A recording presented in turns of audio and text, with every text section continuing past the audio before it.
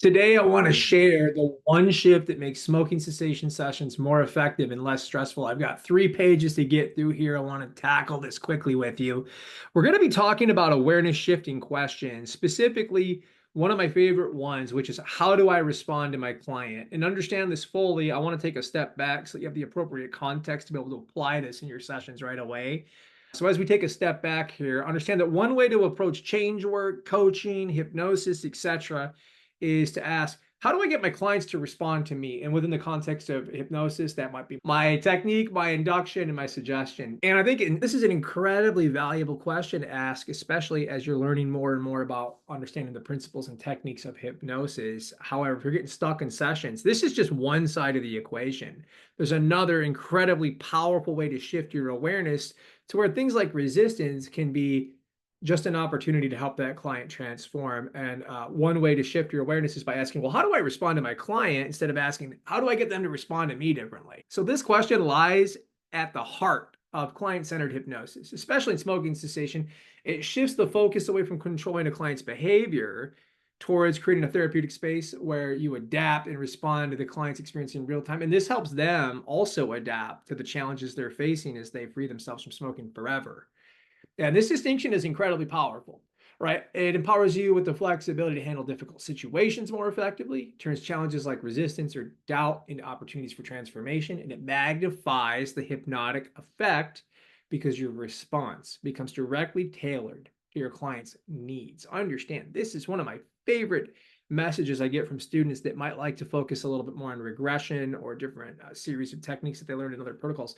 As they're exploring organic hypnosis, even if they're doing a protocol, or if they start with more of an inquiries approach in the beginning as the session unfolds and evolves into something else, now because they have developed this skill of being able to respond to the client, it is dynamite with their hypnotic techniques. It unlocks so much power for that client. Now, the dangers of ignoring this approach, unfortunately, I have worked with smokers who've seen other hypnotists and left sessions feeling worse, carrying more self-doubt, more fear, these incredibly heavy burdens because they just felt like maybe they weren't ready enough. Or a lot of times what happens is that hypnotist might walk into the session with this idea of a threshold that that client needs to be at for the hypnosis to be effective. And they could be right. And there's nothing wrong with having those standards.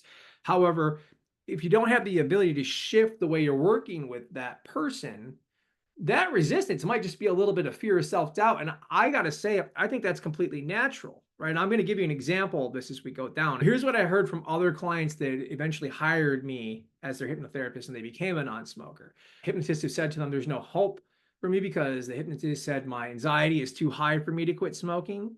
I had another client tell me, he said, if I really wanted to stop, I would have quit after the session, but the hypnosis didn't work because I didn't want it enough. This person was crying, right? And you got to understand, I've had prospective clients tell me things like this. They're in tears when they're telling it to me because they want to quit smoking so bad and they don't understand all this inner turmoil they have.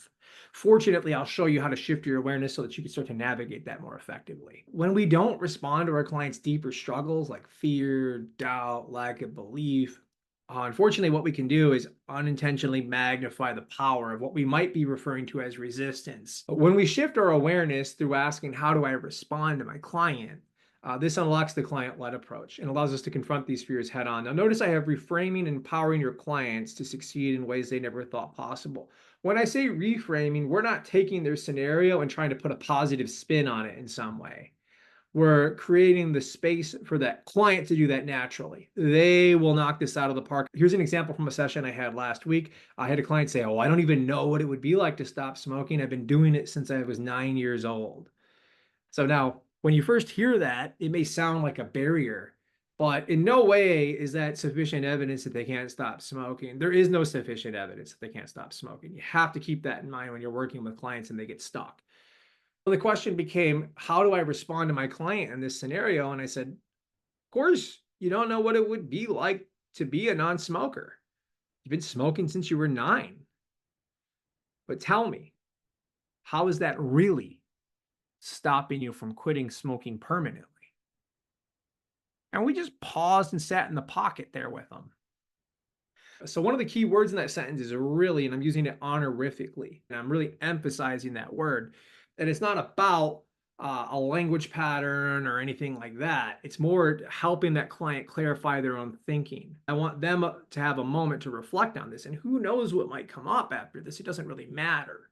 The client had a couple different things come to the surface, but after just a little bit of consideration, suddenly they're like, no, that's not true either. And slowly they started empowering themselves. So this approach, right, this shift in my thinking and being able to sort of emphasize that moment with them to reconsider the limitations that they've cast upon themselves, gave them an opportunity for change. So the very same thing that would have been an obstacle before, and in the past, early in my career, might have wrote that off as, well, they're just not ready, or this is resistance, or I didn't have enough compliance, shifted from being an obstacle to being an opportunity for them to create the change they want very quickly.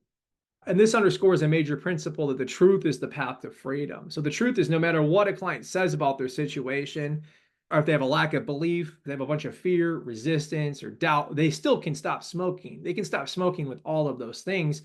As practitioners, when we work in a client-led way, our job is to explore and dismantle those illusions so they can see freedom as a real possibility that's always been there. And so start employing this. If you're getting stuck in smoking cessation sessions, start asking, well, how do I respond to my client instead of how do I get my client to respond to me? You'll unlock a dynamic way to empower them, extinguish their fears, and lead them towards transformation very quickly. All right, folks, if you found value here, comment, like, subscribe, share this with people, blow this post up. I can't wait to see you all later. Take care.